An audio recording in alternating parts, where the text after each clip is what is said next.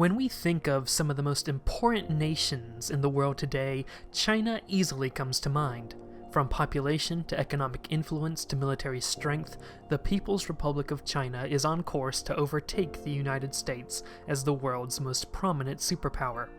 However, nearly 100 years ago, China was shattered into various states and factions and had to undergo around 34 years of turmoil, revolution, massacres, and invasions. This era of Chinese history is often summed up in short in Western history textbooks, but there is so much to be explored in China from 1916 to 1950. Traitors, war criminals, and the rise and fall of empires occurred in such a little time. You even have a guy that was an anarchist until he became a communist, until he became a fascist, until he became an imperialist. Young princes who are overthrown come back as young men seeking to re-establish their realms. There is just so much to talk about in this time period that doesn't even really have a proper name. To that end, I have dubbed this the Reunification of China. This entry marks the beginning of a series explaining how China went from a shattered republic in 1916 to a communist autocracy in 1950. However, before I can begin this story, it is important that we are familiar with the region itself and the people who lived there, since a majority of English speakers may not have a good idea about what China is or what is Chinese. In the map seen here, what was considered to be China is in green. However, China refers to more of a geographical term than a political or national term. Some bordering countries include Mongolia in orange, the Soviet Union to the north in dark red, British India to the south in red, and the Japanese Empire in purple, controlling Japan, Korea, and Taiwan. Today, Taiwan speaks Chinese and is populated by various Chinese ethnicities, but that will not be the case when we begin our story. When we begin our story, Taiwan is largely populated by Japanese and native Formosans, and is kind of considered an honorary fifth island of Japan. However, looking at this new map, we have a simplified version of what China is actually made up of. In light blue, we have the mountainous country of Tibet, a region populated with Tibetans. In general, they are very spiritual, and have many ethnic and cultural ties with the Indians to the south, especially given the priority that Buddhism has in their lives. In proper blue, we have Xinjiang. Even though China, at this time, has not industrialized yet, and much of the country is rural, Xinjiang is especially rural and has a steppe-based geography. The ethnicity of those in Xinjiang, sometimes called East Turkestan, is Turkic, and the religion of the people in Xinjiang is Islam. The Turks in Xinjiang are treated poorly by China proper, who views the province as the frontier of China. In purple, we have the area populated by Mongolians. Now, the Mongolian people are split by the border. To the north, they have their own country, Mongolia. At the time, Mongolia was known as the Mongolian People's Republic, and was essentially a Soviet puppet state. The Mongolians who did not live in Mongolia lived in a province called Inner Mongolia, which was in China. In the light orange, we have where the Manchurians live. At the time the story begins, the Manchurians do not have their own country but are divided across two different states. Some live in the part of Manchuria controlled by the Soviet Union. However, most live in the province of Manchuria inside China. In the green, we have China proper. This is very much an oversimplification, as really, especially to the west and south, there are many different cultures, languages, and ethnicities in that zone. However, they play only a little role in the story, so we won't talk about them too much. This area is dominated by the Han people, or Han ethnicity. When I say Chinese person, the first type of person you likely think of is a Han Chinese person, or at least of an ethnicity that is closer to Han. Two things to point out on the map. In the south of China, there are two dots. These are Hong Kong and Macau, at the time British and Portuguese territories respectively. Alright, that covers the lay of the land and the people in it. Next entry, we'll take a look at what exactly reunification means in this context. If we're reunifying China, does that mean China had to be unified before? And if so, what broke it apart again? First, I'd like to remark that this is going to be pretty long. Believe it or not, after 3 redrafts, this is the short version. I wanted to cover as much background as I could with my narrative style of writing as opposed to just throwing facts at you, and this is the final result. So let's strap in and take a look at some background information for the reunification of China. When we left off, I remarked on 2 questions that were begged from the phrasing of the term reunification of China. That implies China had to be unified before and something shattered it. These questions will be answered with this background portion of the story. What we understand to be the nation-state of China emerged in the 3rd century BCE. Before, China was divided into multiple states and tribes up until the state called Qin, under Emperor Qin Shi Huang, fought a series of wars that took over the various other factions. As a result, the Qin Dynasty was established as the very first Chinese dynasty. In whatever knowledge of China you know, you might know that Chinese history can be divided into different dynasties. The Qin Dynasty was the first. Others included the Han Dynasty, the Ming Dynasty, etc. So let's talk about some traditional Chinese culture that comes up here. At the time, and by at the time I mean from the 3rd century BCE up until around World War I, Chinese believed that if someone was in charge of the country, that was because the gods put them there. Because of this, many Chinese from different ethnicities across the region accepted the rule of their absolute rulers. However, every now and then a war or rebellion would pop up. So, if they accepted authority, why did these rebellions happen? Because someone else would claim that the gods have stopped supporting one dynasty and that they wanted the claimant to be the next dynasty of China. So you'll see dynasties replaced by new dynasties, and people would accept their new rulers. In short, might makes right. Because of this rule, many Chinese were more accepting of rule by a foreign ethnicity than other parts of the world would be. This included the Mongol rule in the Yuan dynasty, as well as the Qing dynasty, which was ruled by ethnic Manchurians who were not the Han majority. What you're looking at right now is the flag of Qing China, and it is the Qing dynasty that we will turn our focus to next. The Qing dynasty had the unfortunate honor to be in charge of China during the age that Europeans were colonizing the world. China received its first major awakening when the United Kingdom arrived. Through various reasons and motives, the British and the Chinese went to war, and the 2 conflicts called the Opium Wars, in which the British, having gone through the Industrial Revolution, raffle-stomped the Chinese with superior technology, weapons, and strategy. Once the most powerful and advanced civilization on Earth, the Chinese were shocked to see how far the rest of the world had come. With the Opium Wars, the United Kingdom gained different trading rights with China and also received Hong Kong as a new British territory. Other wars and unequal trade agreements were made between China and European powers. This meant that political centers like Peking, an alternate spelling for Beijing at the time, and trading centers like Shanghai became heavily populated with foreigners from places like the United Kingdom, the United States, Russia, Germany, France, Austria-Hungary, Italy, Belgium, Portugal, and so on. Also, Japan. Japan, you might say, but Japan's not a Western country or from Europe. How did Japan manage to have so much influence over China?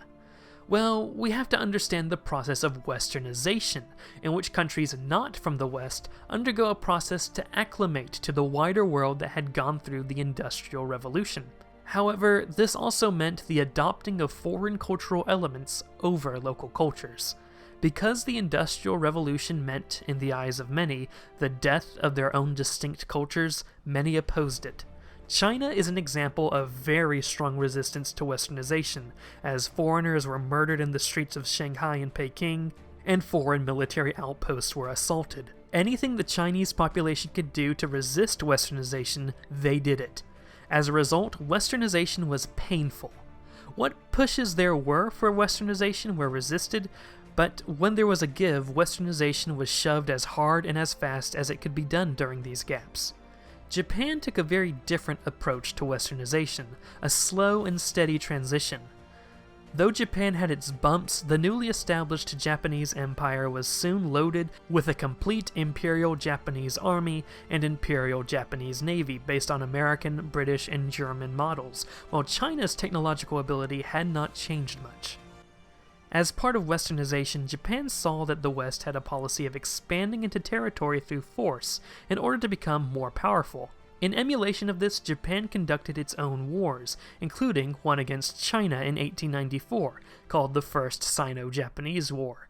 Sino comes from the Latin word for China. The westernized Japan swiftly defeated China and took Taiwan. It should be noted that the Qing Dynasty had Taiwan for but a brief moment, and it was taken by Japan before proper Chinese migration to the island took place. As a result, Taiwan did not feel Chinese yet. Japan also defeated Russia in 1905 at the end of the Russo-Japanese War that saw Japan gain control over Korea. Indeed, Japan was just as much of an imperial power in China, alongside the likes of Britain, Russia, America, France, Germany, and the like. There is a scene in the movie 55 Days at Peking that depicts the situation nicely. It's a quiet early morning in Peking where two Chinese men are eating. Suddenly, the time has come that the foreign quarter has woken up. Each military outpost has someone play the national anthem of each country. The Star-Spangled Banner, God Save the Queen, Kimi Gayo, La Marseillaise, and other songs echo throughout the city, causing the Chinese men to cover their ears in pain. What is this terrible noise, one asks. Different nations saying the same thing at the same time. We want China, the other replies. Those who oppose the foreign powers in Westernization have one hope: the ruler of China. Empress Dowager Cixi. Cixi absolutely hates the foreigners and has been resisting them at every turn.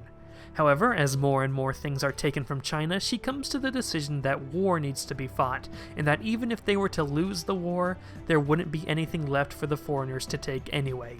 So she decides to spark a war with a terrible plan. I'm sure you'll figure out why it's a terrible plan right away. First, Empress Cixi starts to become more friendly to the foreigners and cooperates with them more. This causes a radical faction of Chinese citizens to be outraged. They start a rebellion against the government, as well as the foreign powers, in 1900. These rebels refuse to fight with guns and only use martial arts, so, from the perspective of the foreigners, they're like boxers. As a result, this war is called the Boxer Rebellion. The Boxers attack various cities, especially Peking, where they kill as many foreigners as they can. Empress Cixi fled out to the countryside, giving the appearance that she's weak and cannot lead a resistance, though she doesn't need to make that appearance since that's exactly what she was anyway. In response, the 8-nation alliance is formed between the United States, the United Kingdom, Japan, France, Italy, Germany, Austria-Hungary, and Russia, and they deploy their forces to China, particularly to Peking, where they begin to fight off the rebels. What you're seeing right now is a Japanese depiction of the 8-nation alliance forces. At that moment, Empress Cixi pulls the old switcheroo and essentially says, "Surprise, I'm allied with the Boxers. China now declares war on all of you." To those who can't see where she screwed up, I would like to point out that she declared war on the 8 most powerful countries in the world as their military forces are in the Chinese capital.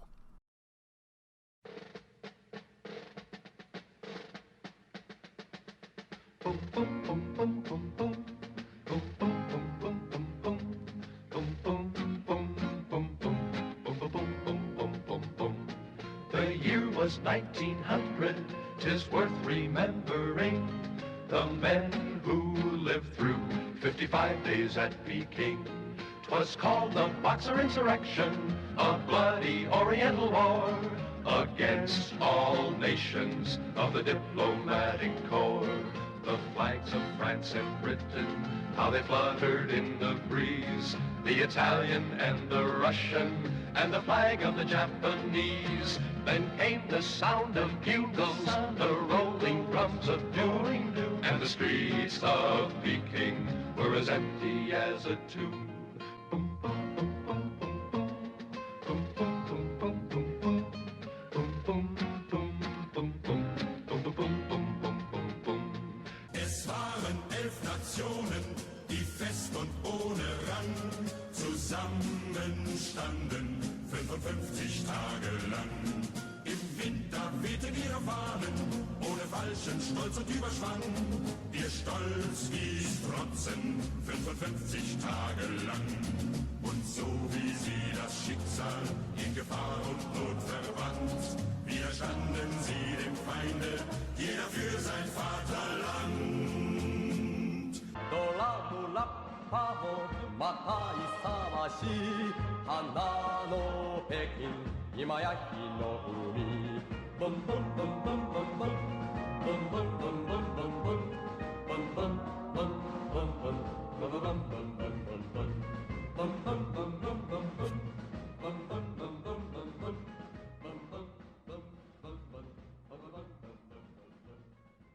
The Eight-Nation Alliance wipes the floor with China and leave the Qing Dynasty in an even more embarrassing position, even though China didn't really lose any territory.